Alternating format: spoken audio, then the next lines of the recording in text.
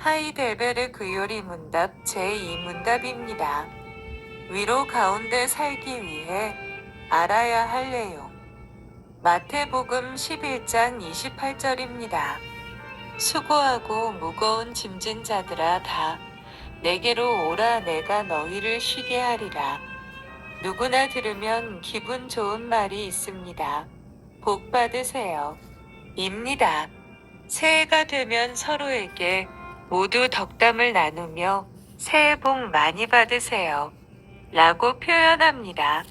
복이 많으면 행복하기 때문에 사람은 복을 많이 받고 싶어 합니다. 그러면 무엇이 우리를 복되게 할까요? 권력이나 재물일까요? 국가를 대표하는 기업의 경영자가 되거나 대통령이 되면 가장 복된 인생일까요? 그렇지 않습니다. 대통령도 잘못하면 감옥에 가고 많은 재물이 가정에 큰 갈등을 주기도 합니다. 그렇다면 무엇이 가장 큰 복일까요? 에베소서 1장 3절 말씀에서 이렇게 말씀합니다. 함께 읽어봅시다. 찬송하리로다 하나님 곧 우리 주 예수 그리스도의 아버지께서 그리스도 안에서 하늘에 속한 모든 신령한 복으로 우리에게 복 주시되. 시편 1장 1절도 복 있는 사람은 누구인지로 시작합니다. 원어에는 얼마나 복된 사람인가? 라고 선포하며 시작합니다. 마태복음 5장 3절에서도 심령이 가난한 사람은 복이 있나니라고 하면서 복이 있는 사람을 8가지로 설명하고 있습니다. 여기서도 원어에 보면 얼마나 복된 사람인가라는 선포로 시작합니다. 성경에서 외치는 복은 무엇입니까? 일시적인 목적을 이룬 복이 아니라 영원하고 변하지 않는 행복을 말합니다. 과연 그런 행복이 있을까요? 하나님은 우리에게 이런 복을 주십니다.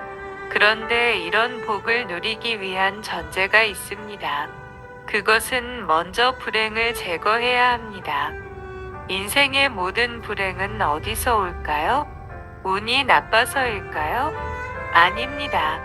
성경은 모든 불행이 인간의 죄에서 온다고 말합니다. 죄의 결과로 인생은 고난 가운데 살고 죽음에 대한 잠재된 두려움 속에서 인생의 모든 불안이 생겨납니다. 어떤 통계에 따르면 사람은 하루 평균 3시간을 걱정하며 지낸답니다.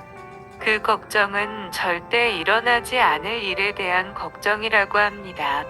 사람의 불안은 어디서 올까요? 어떤 철학자는 모든 불안은 잠재된 죽음에 대한 두려움에서 나오는 것이라고 합니다. 성경은 죽음의 원인을 죄로 말씀합니다.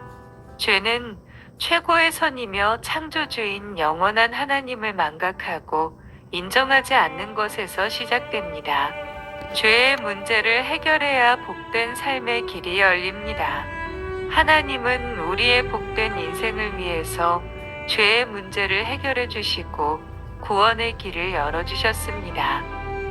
제2문에서는 앞에 1문에서 진술한 그리스도를 통해 주시는 구원의 은혜와 그 위로 가운데 살고 죽기 위해서는 알아야 할 것이 무엇인지를 3가지로 진술하고 있으며 이 3가지의 진술 내용 곧 인간의 비참, 구원의 은혜, 드려야 할 감사를 구체적으로 전개한 것이 본 요리 문답의 전체 내용입니다. 첫째, 인간의 죄와 비참. 성경은 만민을 향하여 회개를 촉구합니다. 회개란 하나님 앞에 자신의 죄와 비참을 알고 애통하며 돌아서는 것으로서 구원의 은혜에 참여하려면 반드시 회개가 필수적입니다. 자신의 죄와 비참을 모르면 회개를 할 수 없습니다. 그러므로 성경은 내가 먹는 날에는 반드시 죽으리라. 죄의 삭은 사망이요. 라는 말씀으로 죄와 비참이 얼마나 큰가를 깨닫게 해줍니다. 죄는 죽음을 가져올 만큼 무서운 것이며 비참을 가져오는 것입니다.